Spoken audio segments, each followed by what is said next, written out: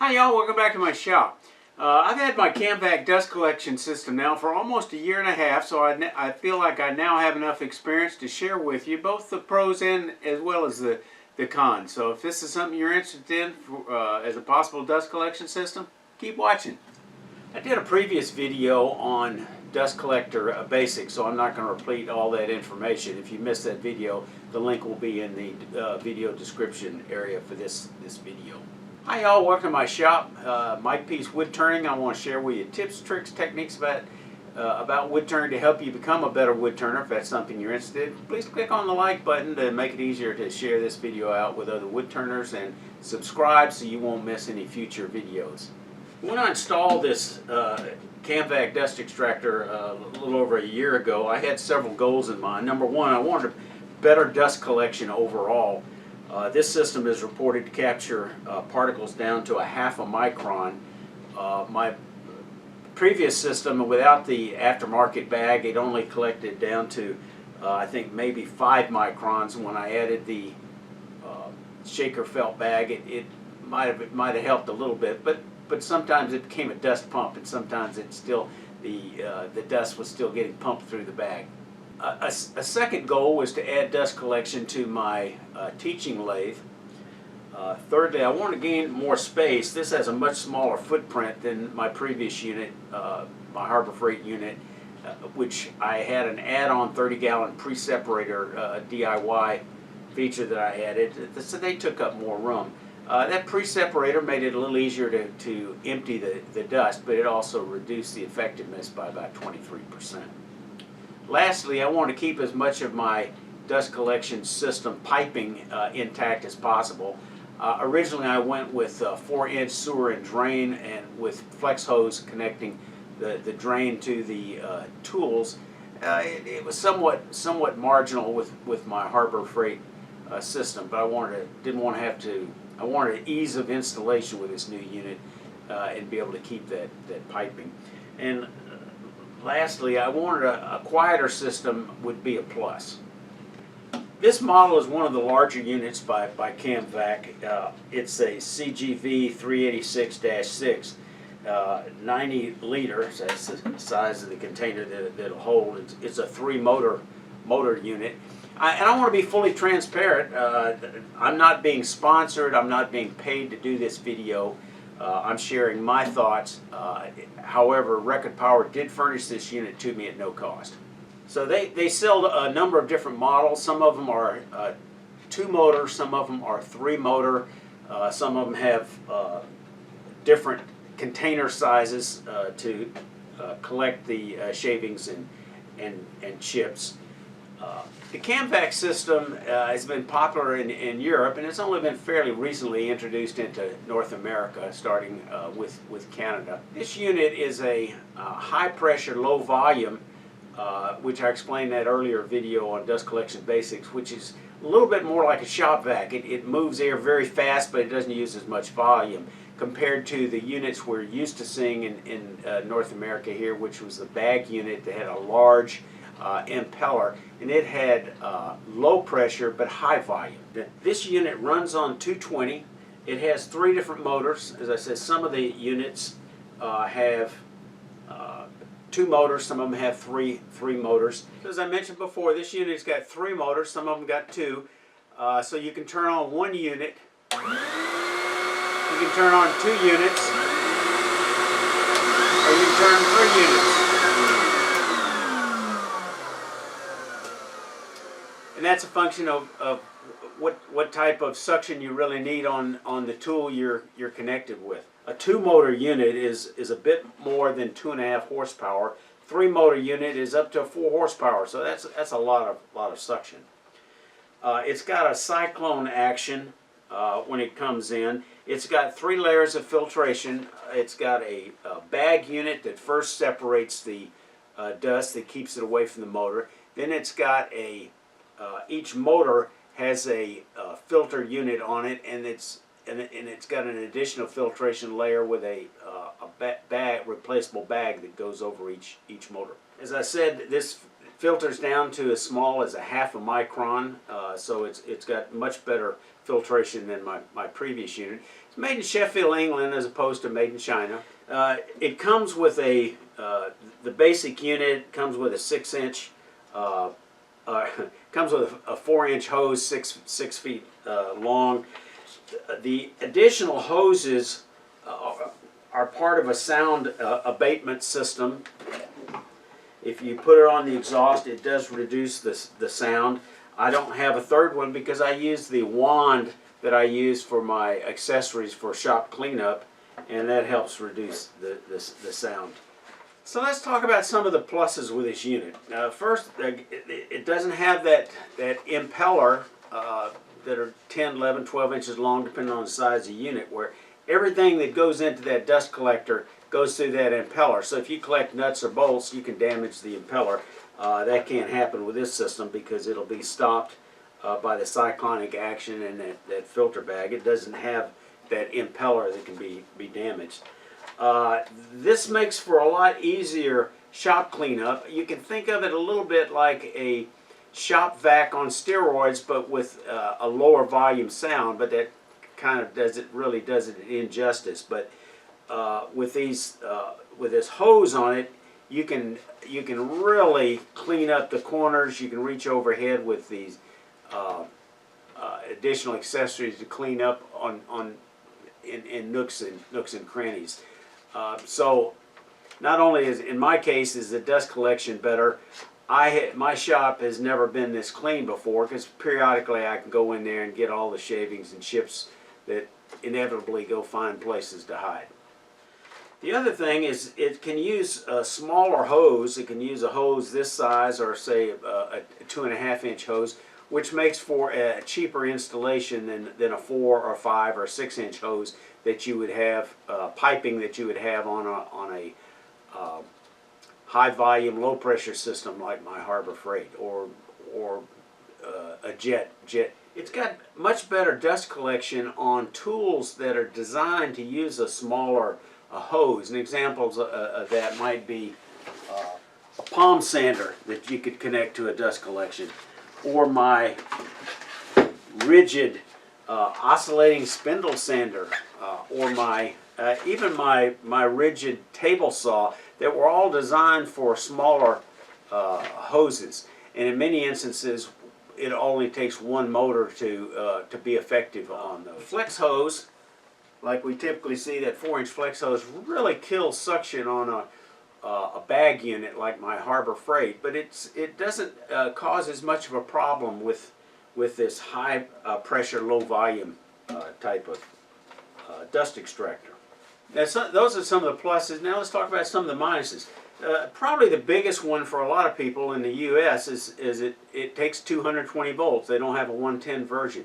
As a result, it's not a good fit for a lot of folks that have garage shops that don't have 220 run to their shop. A bit of a challenge for me is I only have one 220 circuit because my panel is maxed out. So this has to share a 220 circuit with my bandsaw and lathe. Now, with my lathe and bandsaw, not a problem. They only run one at a time because this is a one-person shop. When I add this to it, I can, if I run all 3 motors, I can slightly go over the amperage requirements, which I have a 20 amp circuit. And I mentioned this is, with all 3 motors running, this is 13 amps.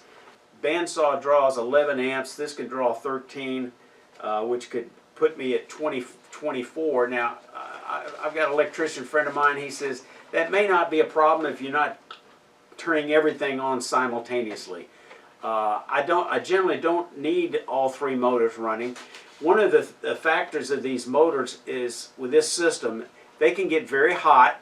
You can't run them all day long. You can run them maybe a couple of hours, but then you got to let them cool off for 15 minutes, or maybe you run them for an hour and let them cool off for 10 minutes. So as a result, you can cycle through. You might, if you're using 2, you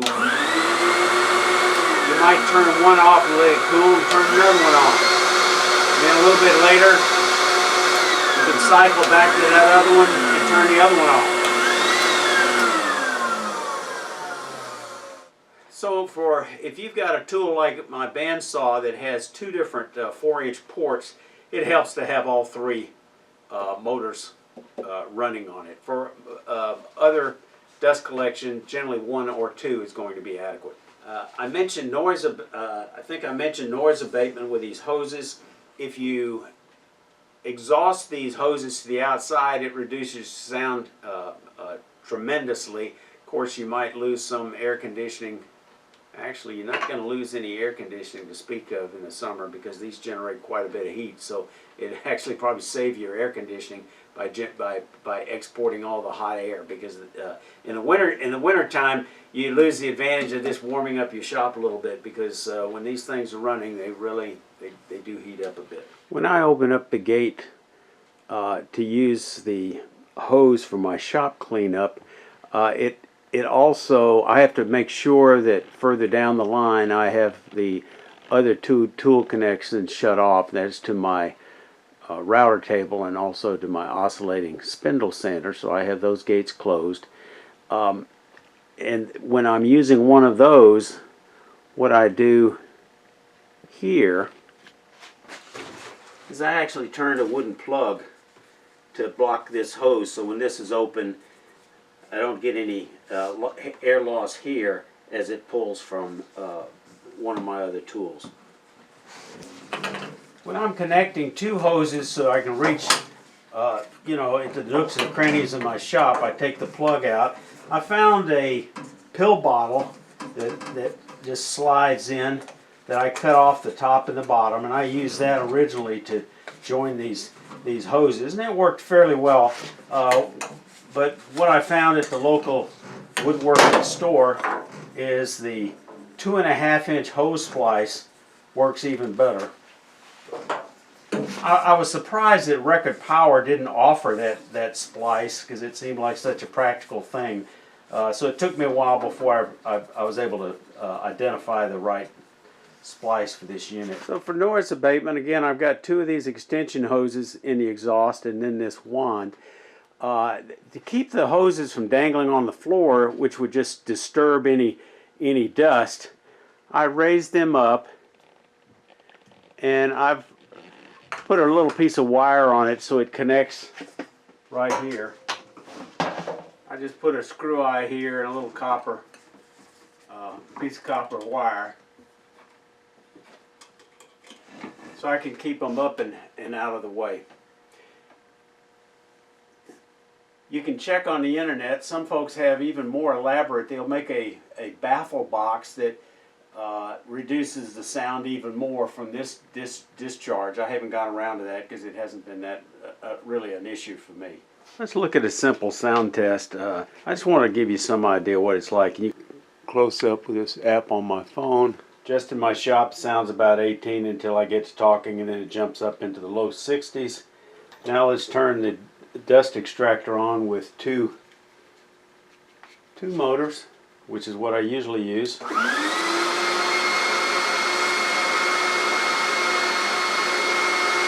About 54, 55. Now let's test it with 3 motors.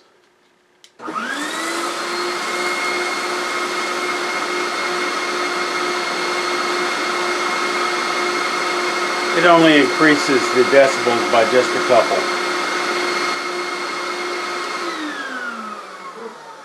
But the bottom line is this is less noisy than my Harbor Freight system was. For quite a while using this unit, I wasn't real happy with having to get up and walk over to the dust extractor and turn the motors on, because I was used to having a remote control on my 110 version, and I was able to find out that the same company, Penn State, sells and had it on sale a remote controller for 220. So I have my unit now plugged into that.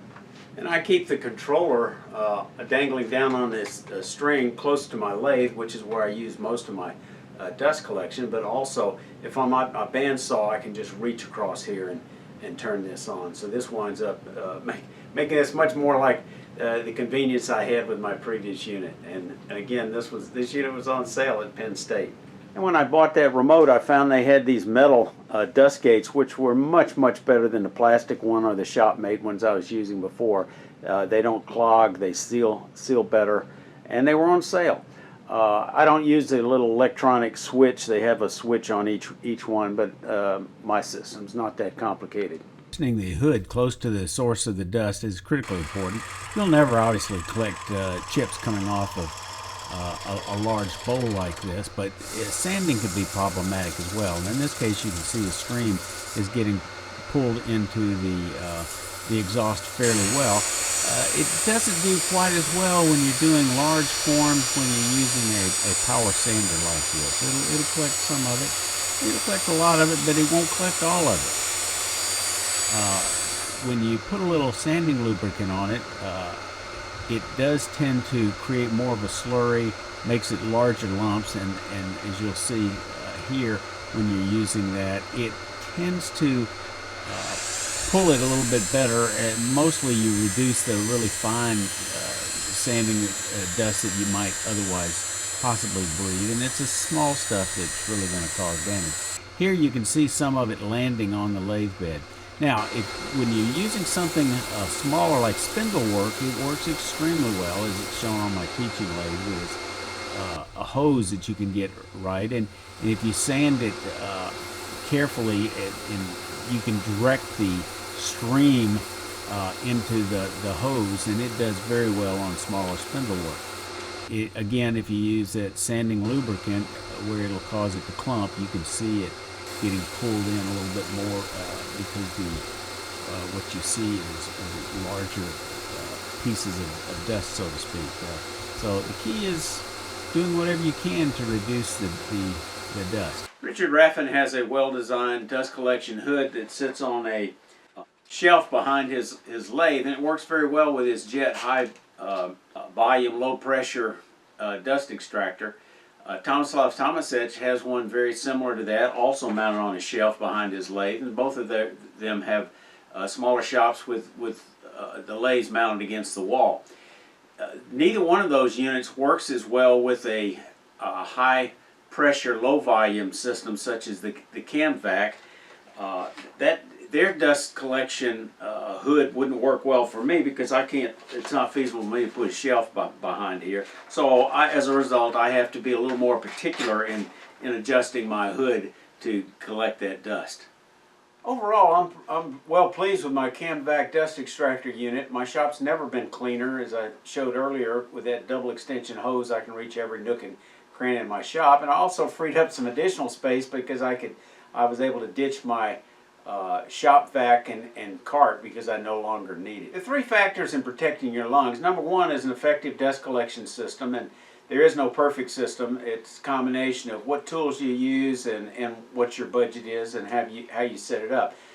Secondly, it's an air filtration unit, as shown here, like I did a video on earlier, and then lastly, it's whether or not you use personal respirator or breathing equipment or a mask. Even this N95 is better than nothing. Camvacs are available in the United States in the Woodturning store.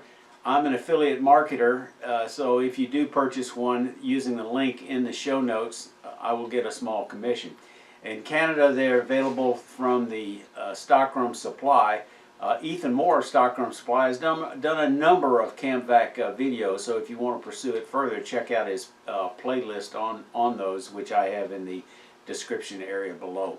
If you found this video, please give it a thumbs up and make it easier for the YouTube algorithm to push this out to other wood turners.